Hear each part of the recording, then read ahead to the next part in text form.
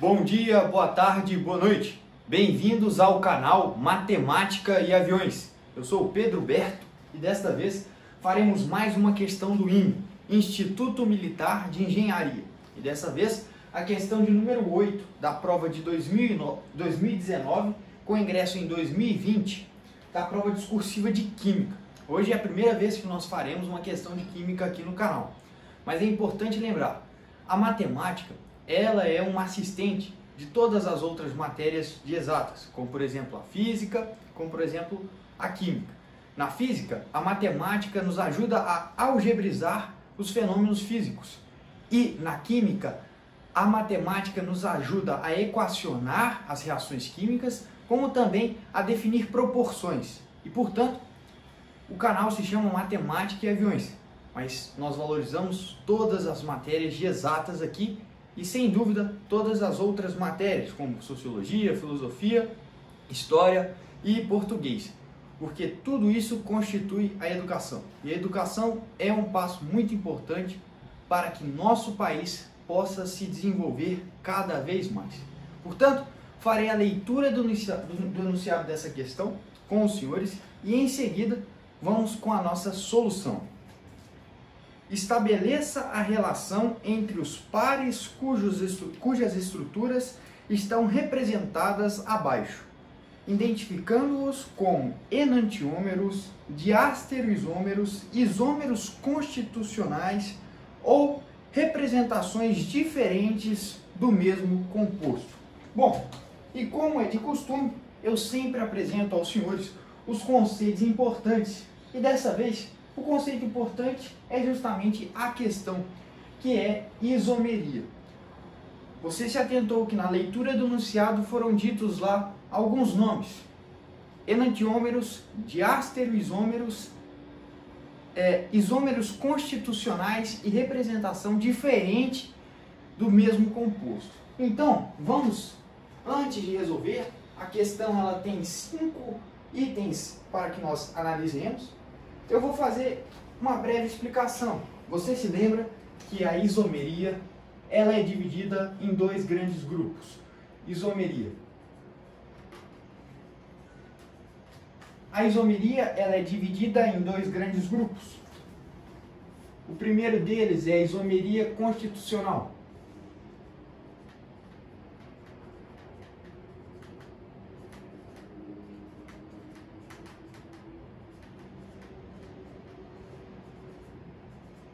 Isomeria constitucional. O que você deve associar à isomeria constitucional? Ora, a conectividade entre os átomos é diferente.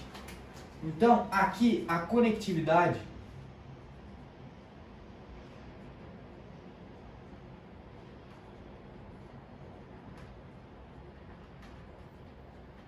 entre os átomos é diferente. Difere, vou escrever assim, difere. Ou seja, o modo como os átomos estão conectados entre si é diferente. E você sabe também que a isomeria constitucional ainda assim se divide em outros 5 tipos de isomeria. Que é a isomeria de cadeia, que é quando você altera ali a cadeia carbônica, quando você modifica uma cadeia, por exemplo, uma cadeia homogênea para uma cadeia heterogênea, ou seja, que tem presença de heteroátomo entre carbonos, uma cadeia normal ou uma cadeia ramificada, uma cadeia saturada ou uma cadeia insaturada, ou seja, a insaturada com a presença de ligações duplas ou triplas e a saturada somente ligações simples, e também isomeria de função, quando você altera uma função orgânica. Um exemplo muito simples é o álcool e o éter. Quando você transforma um álcool em um éter, você podendo ter 2 isômeros de função. E também nós temos a isomeria de posição dentro da isomeria constitucional. Quando você muda um radical ou você muda a posição de uma insaturação e outras coisas. Além disso, nós temos a metameria, que Parece um pouco com a isomeria de posição, só que não é isomeria de posição. Uma vez que você está mudando a posição, na verdade, do heteroátomo entre carbonos. Por exemplo, é muito comum você ter metameria em éteres, certo? Além disso, você também tem a tautomeria. E a tautomeria parece também uma isomeria de função. No entanto, na isomeria de função você consegue isolar os dois compostos, ou seja, eles existem separadamente. Já na tautomeria existe um equilíbrio químico, ou seja, um composto menos estável vai se transformando no outro e vice-versa, ou seja, é um equilíbrio dinâmico. Exemplos de tautomeria bem importantes, por exemplo, a tautomeria entre a enamina e a imina, a tautomeria aldoenólica, a tautomeria cetoenólica. Bom, esses são os principais tipos de tautomeria. Mas não vem ao caso nessa questão explorar todos esses conceitos, não será necessário. Então, eu só estou dando uma diferenciação do que a isomeria se divide. Ela se divide em dois grandes grupos. Na verdade, né, o que são isômeros? Né? Eles têm que ter a mesma fórmula molecular, certo? Mas só que eles vão ter propriedades químicas ou físicas distintas. Eles são compostos diferentes entre si. Bom, o outro grande grupo é a isomeria, a chamada estereoisomeria. A estereoisomeria.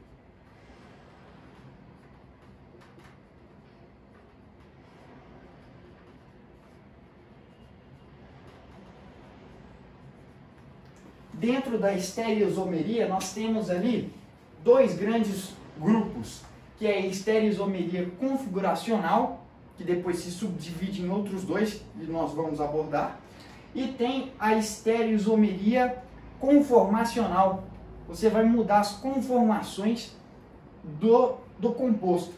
Enfim, mas não vem ao caso. Dentro dessa estereoisomeria, nós vamos nos ater à estereoisomeria configuracional. A estereoisomeria configuracional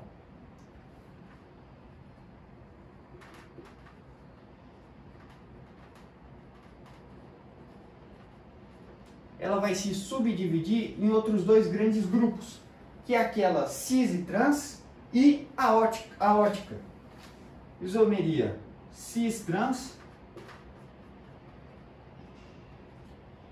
e óptica, né? Certo. E dentro da estereoisomeria configuracional, estuda-se os enantiômeros e os diastereoisômeros. Estuda-se também a quiralidade e a aquiralidade, certo? Bom, enantiômeros são moléculas que formam imagem especular uma da outra. Ou seja, se você colocar no espelho, a molécula que refletir ali vai ser o seu enantiômero. E diastereoisômeros não formam imagem especular, certo? Ou seja, por exemplo, a mão direita, a mão esquerda, perdão, quando nós colocamos no espelho, a imagem que nós vemos, devido às propriedades do espelho plano, certo? O enantiomorfismo, certo? Nós vemos a mão direita. Se nós colocamos a mão esquerda, a imagem que a gente enxerga no nosso olho é a mão direita, ou seja, enantiomorfismo. Mas eles são enantiômeros, então, né? Enantiômeros que formam imagem especular, diastereoisômeros que não formam imagem especular. Bom, mas assim como nós determinamos aqui o que é importante na isomeria constitucional, que é a conectividade entre os átomos difere, na estereoisomeria, o que nós podemos dizer? A recíproca, ou seja, a conectividade dos átomos não difere. A conectividade dos átomos é exatamente a mesma. Então a gente pode escrever conectividade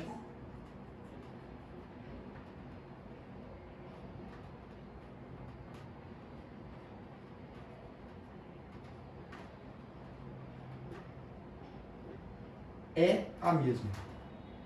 A conectividade dos átomos é a mesma. Então tá aí o que é necessário para que nós resolvamos essa questão do ímã. Uma bela questão, sem dúvida uma questão de alto nível. Tanto é que está no vestibular do Instituto Militar de Engenharia.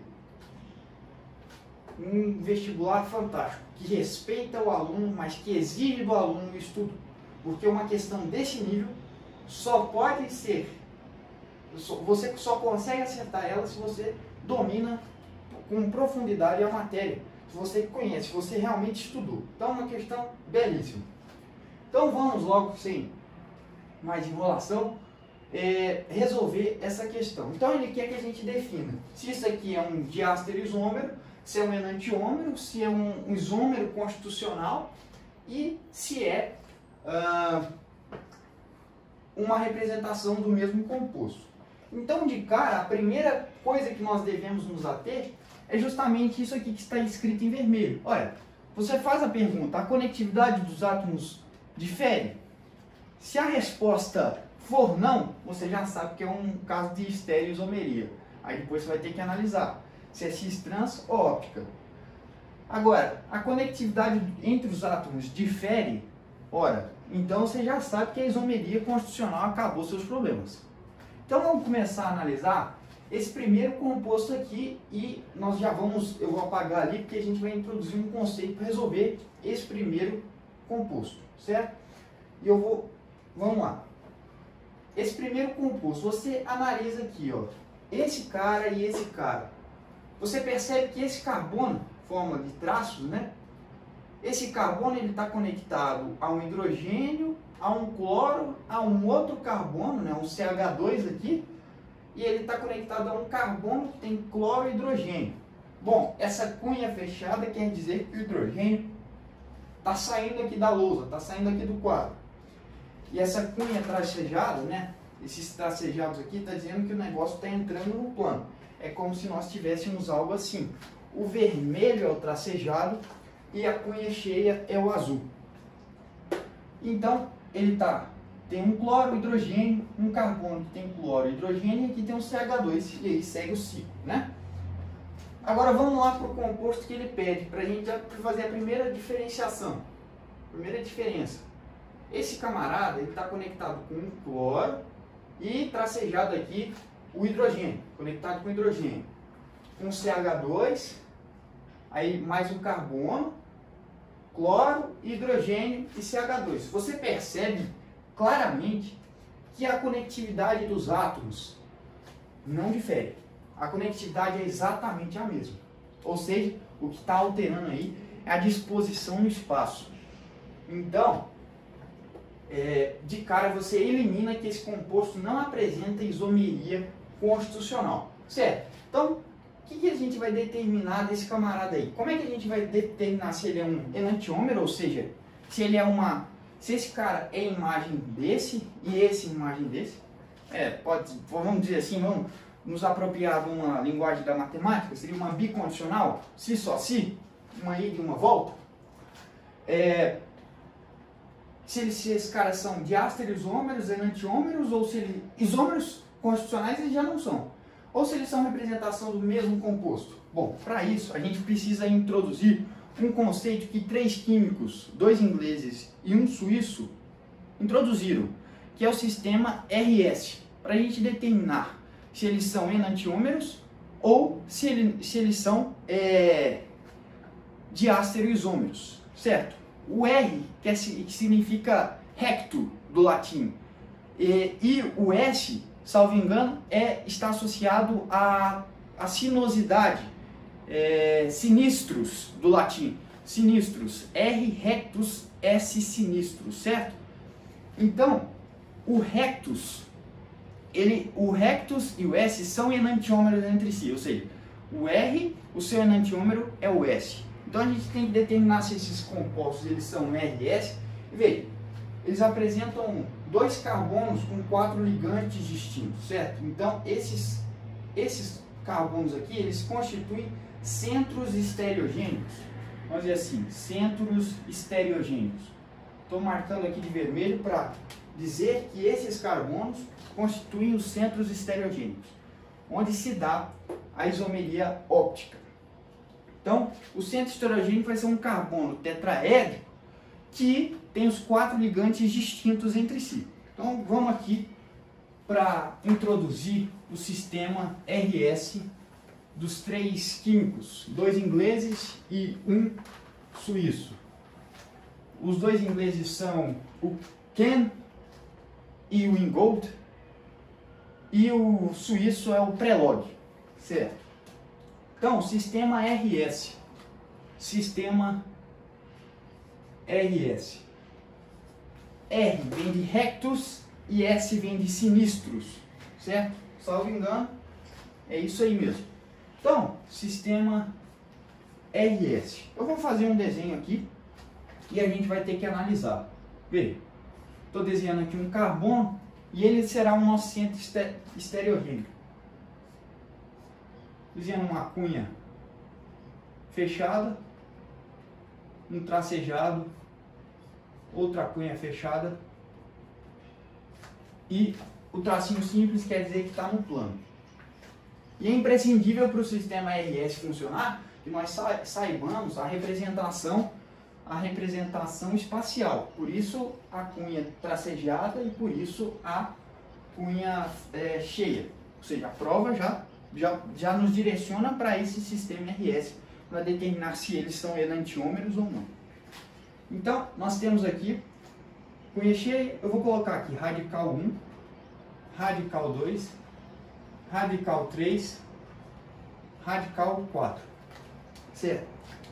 Então, esses 3 camaradas aí, o Ken, o Ingold e o Prelog, eles estabeleceram um sistema para diferenciar tais compostos. O enantiômero do seu, o 1 do seu enantiômero, o R do S. Por isso são 2 compostos. Então perceba, para cada centro quiral, teoricamente, ter-se-ia 2 isômeros diferentes, um R e um S. Mas aí depois tem os compostos meso, que nessa questão não foi abordado, mas poderia ser abordado sim nessa questão aqui. Muito bem. Então, teoricamente, nós teríamos 2 enantiômeros para cada carbono estereogênico, mas isso não é sempre verdade. Quando a gente tem um centro estereogênico que é igual ao outro, isso aí já cai por terra. Bom, vamos definir a prioridade, certo? Existem regras para definir prioridade de radicais, né? Dos grupos aqui, né? Dos substituintes, vamos dizer assim. Bom, esses caras definiram uma sequência de regras parecida com aquela nomenclatura na isomeria cis-trans do sistema EZ, Zusammen et Gegen. Bom, como é que se define a prioridade? Ou seja, quem tem maior número atômico. Depois disso, você vai sequenciando. Então, eu não vou explorar aqui tanto as regras porque não será necessário. Mas vamos, por exemplo, definir, só vou exemplificar o sistema RS. Vamos definir que a prioridade, a ordem de prioridade seja R1, R2, R3 e R4. Olha, e outra coisa, o de menor prioridade ele deve sempre estar tracejado. E aqui eu vou explicar melhor na prática, isso aí vai ficar mais claro. O R4, esse é o sinal aqui. O R4, como é o de menor prioridade, ele sempre tem que estar tracejado, ou seja, ele sempre tem atrás, ele sempre tem que estar atrás, perdão. Então, como é que eles definiram isso? Olha, você vai marcar as prioridades, você vai contá-las. Essa aqui é de primeira prioridade, essa aqui é de segunda prioridade e essa aqui é de terceira prioridade, certo?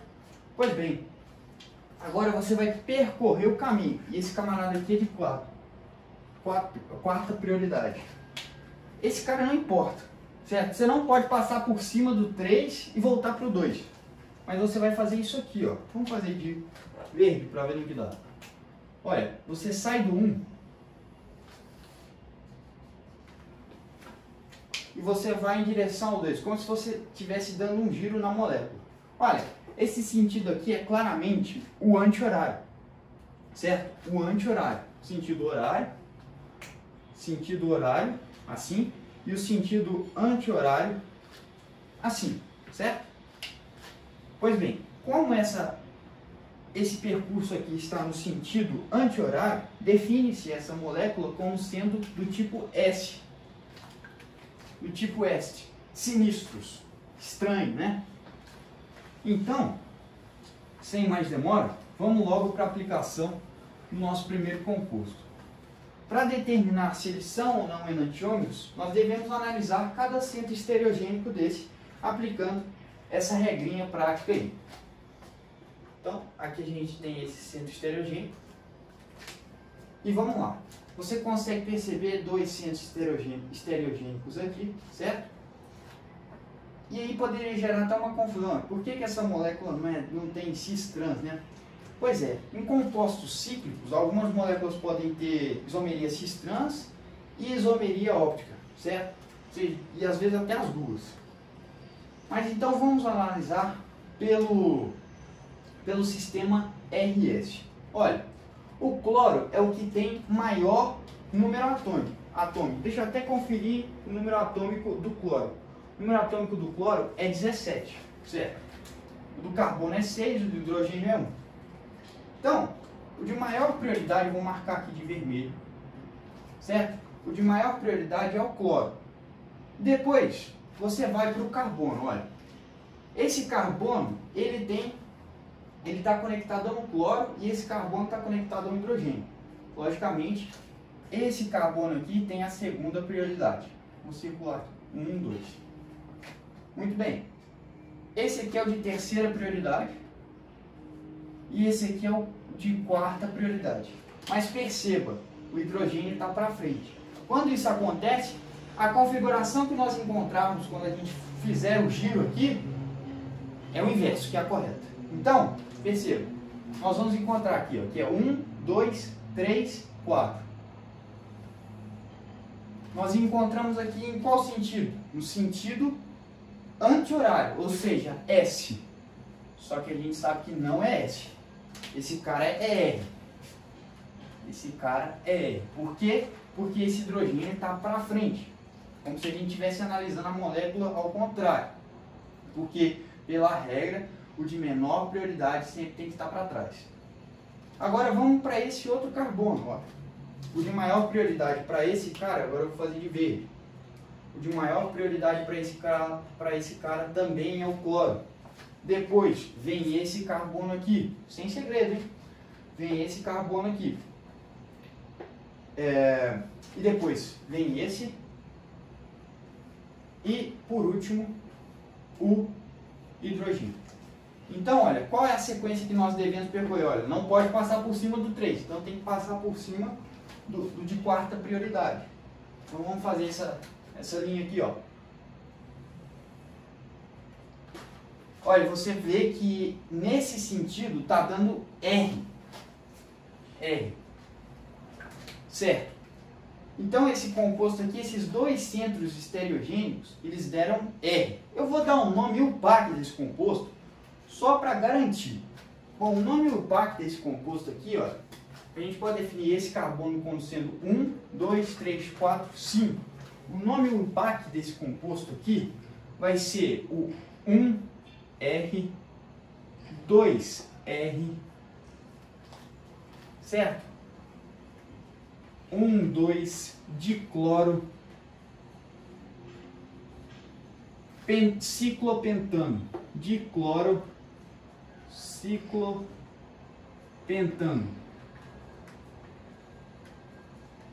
Então, esse é o nome UPAC desse camarada. O que a gente espera? Olha, se esse e esse forem enantiômeros, a configuração que a gente espera aqui é um SS. Agora, se eles forem diastereisômeros, a gente espera qualquer outra coisa. RS, SR, tanto faz. Mas se forem enantiômeros aqui, obrigatoriamente tem que ser SS. Certo?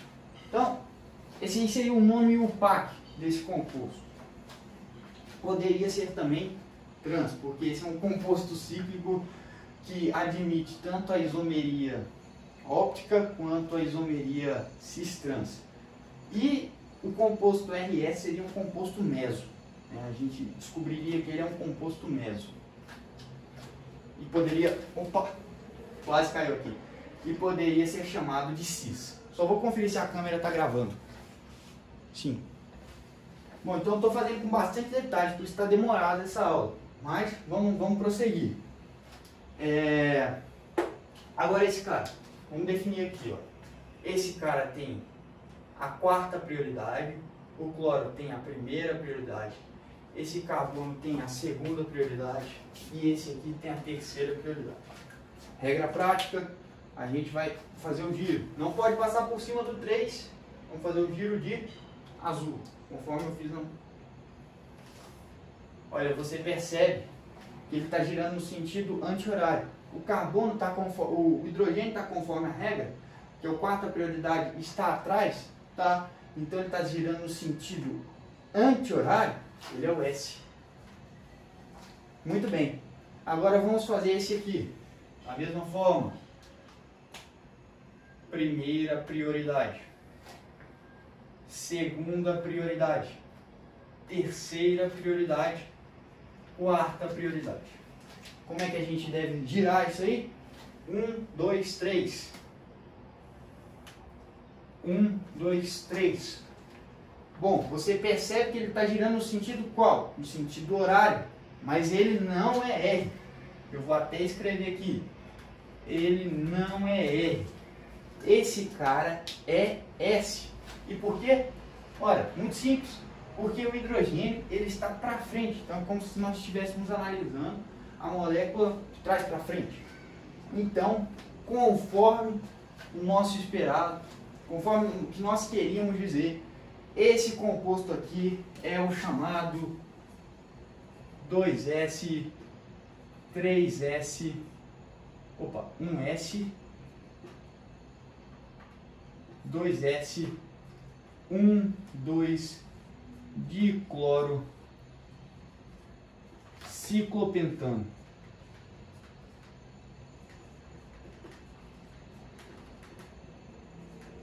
Certo?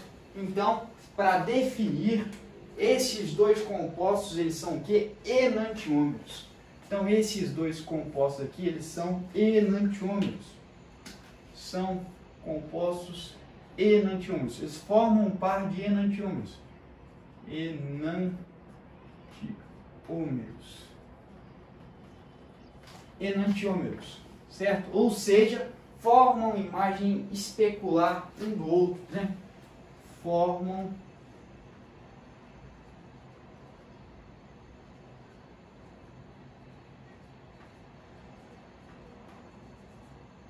especular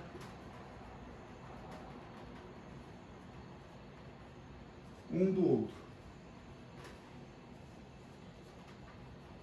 Então, brilhante o primeiro item dessa questão sensacional, com muita profundidade, analisada de maneira muito profunda.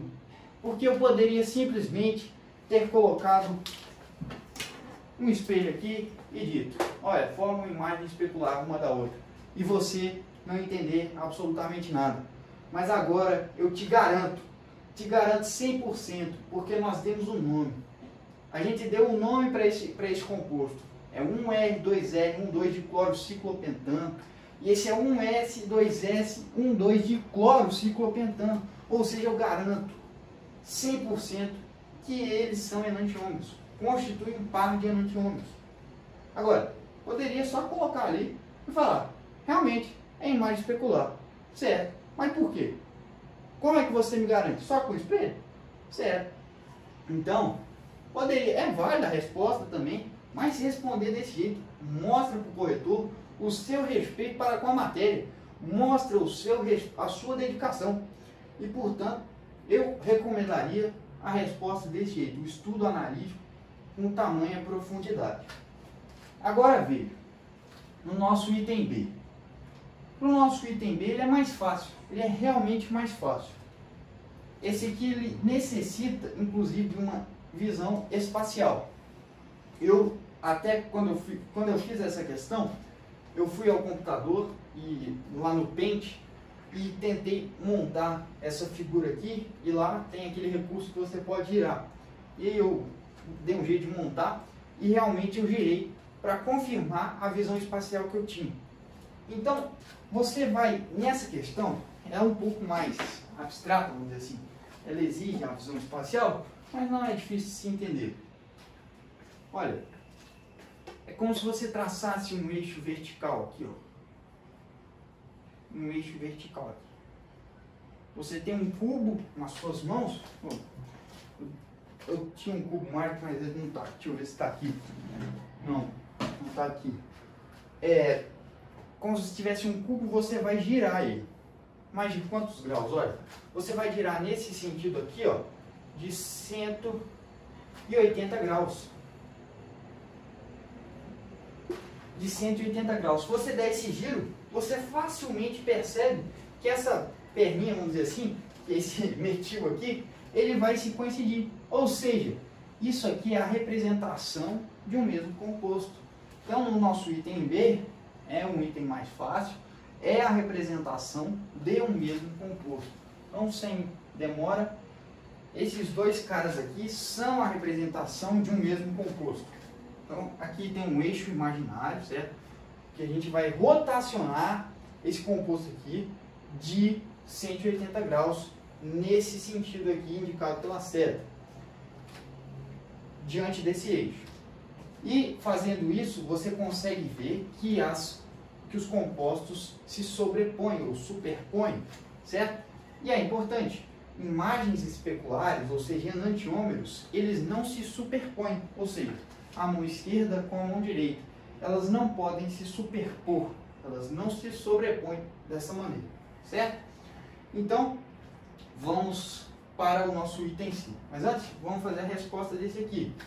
Percebe-se que é a representação do mesmo composto. Então, percebe-se ao rotacionar no eixo vertical de 180 graus que obtém-se o mesmo composto. Percebe-se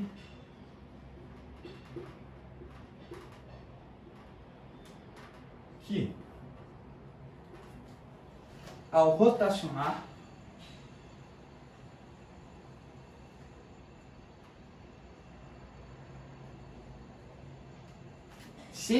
graus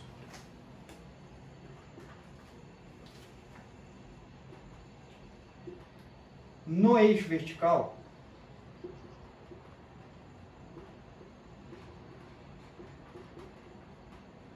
obtém-se o mesmo composto.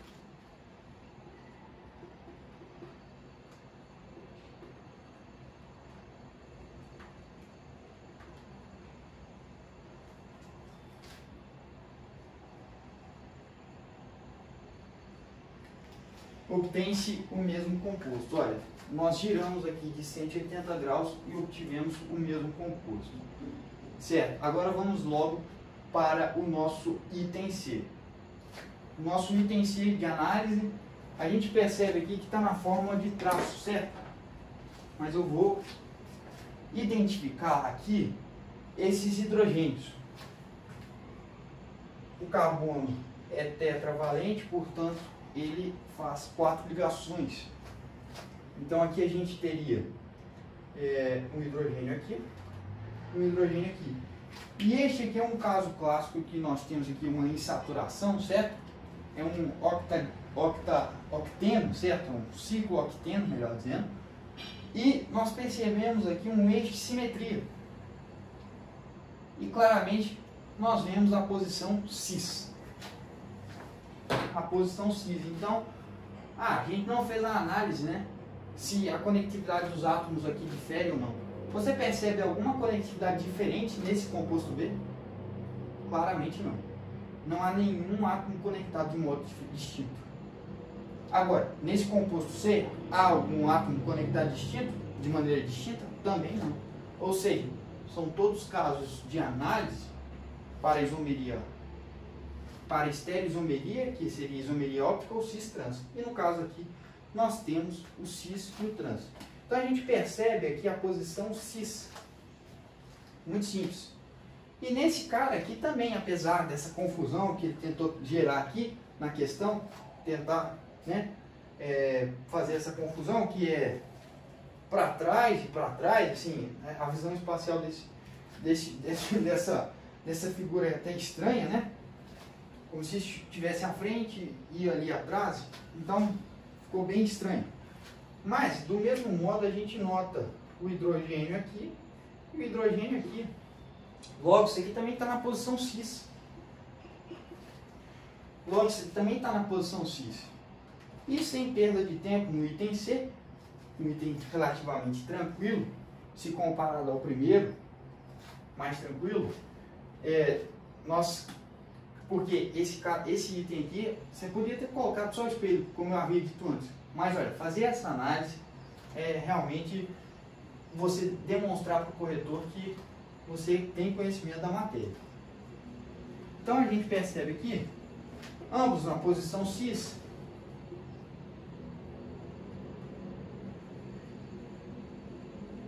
vamos dizer assim, na configuração cis, né?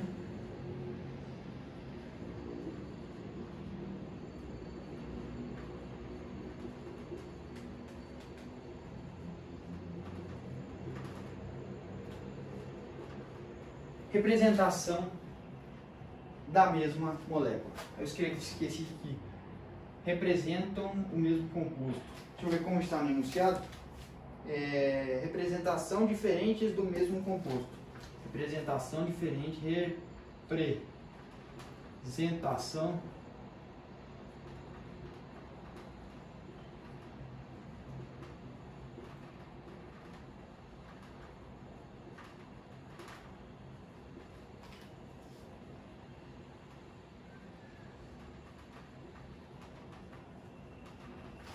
Representação diferente do mesmo composto, e aqui ambos na mesma configuração cis, que nos confere a representação diferente do mesmo composto.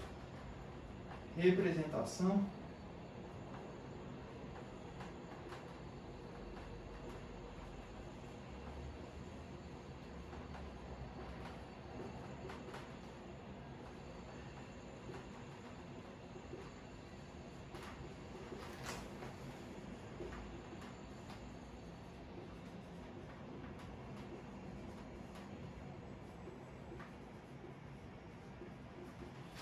certo, então aqui está analisado os 3 primeiros itens. Agora eu vou apagar a lousa e escrever os outros 2 itens a serem analisados, certo?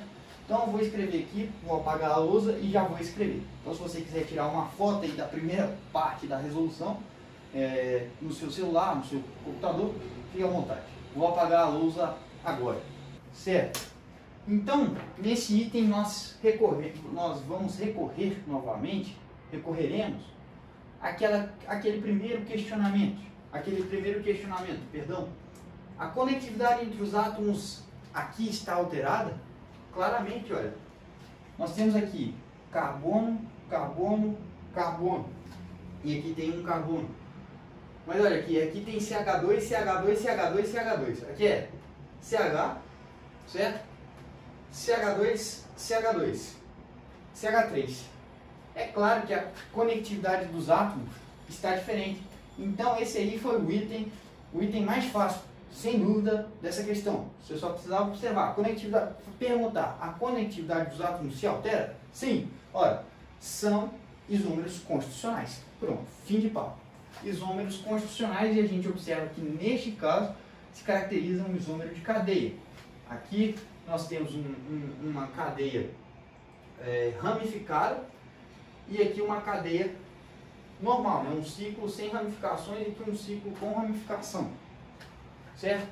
Então, isomeria de cadeia configurada entre esses 2 caras.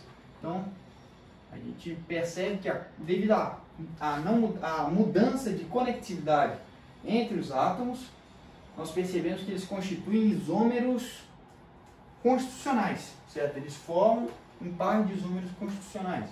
São isômeros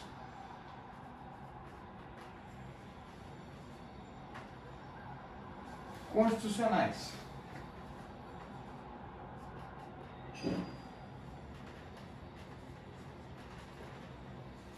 No caso aí, isômero de cadeia.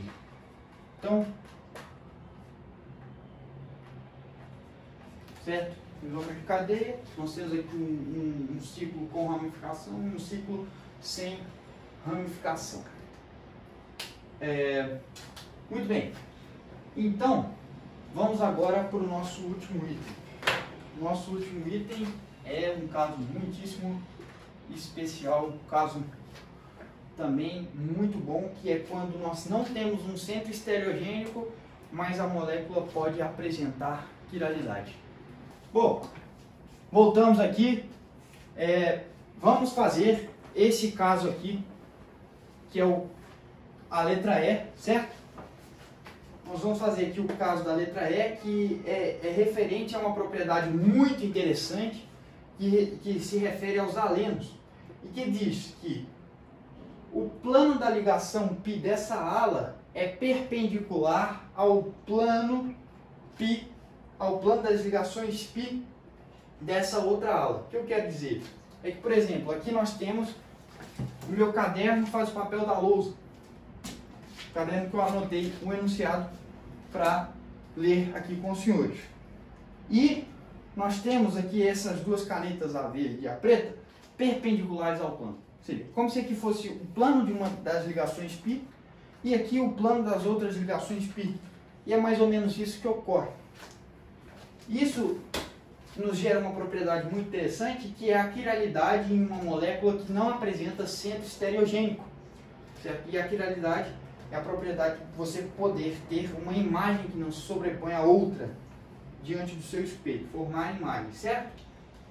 Então, não há um eixo de simetria, vamos dizer assim, específico.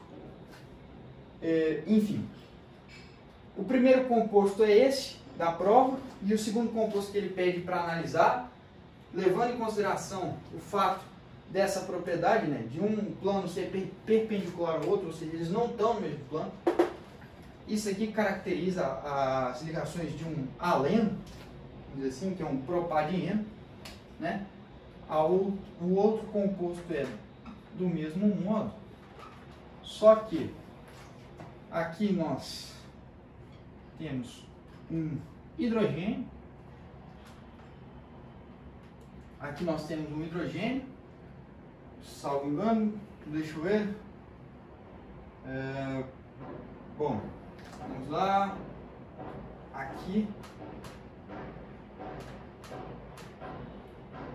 é o hidrogênio e aqui é o metil. Certo.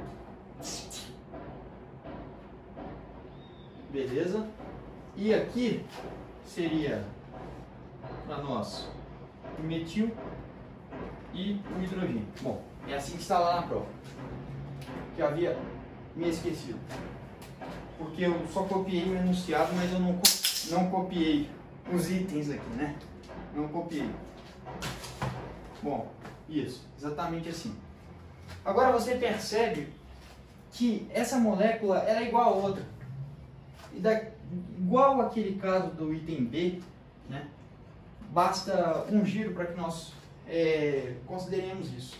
Bom, essa cunha fechada quer dizer que está para frente e essa cunha quer dizer tracejada quer dizer que está para trás. E esses aqui estão no plano. Agora, se eu girar de 90 graus nesse eixo que eu pontilhei de verde aqui, ó, nesse sentido assim, ó, a gente percebe a formação dessa mesma molécula. Porque esse CH3 que está no plano, ele vem para frente do plano e o hidrogênio vai para trás. E esse que está para trás, ele fica no plano e o que está para frente volta para o plano. Então, basta que nós façamos esse giro aqui, ó. De quantos graus? De 90 graus. Certo? Então, essa molécula também é uma representação do mesmo composto.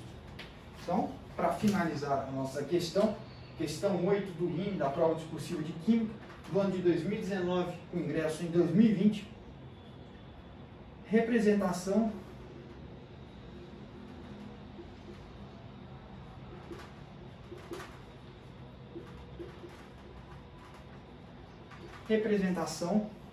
como está anunciado, representação diferente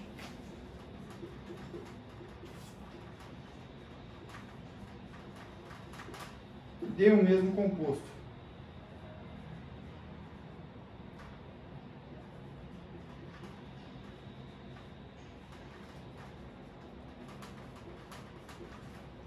Nos atendo aí à propriedade de que o plano, né, seria o plano da lousa assim, estaria perpendicular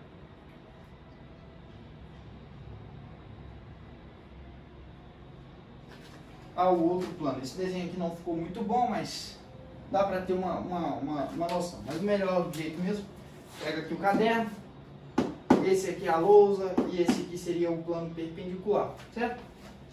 O plano formado pelas canetas aqui. Enfim, então é um aleno, né? Um propadieno nessa configuração. E é importante ressaltar que esse tipo de configuração permite a quiralidade sem a presença de um centro estereogênico.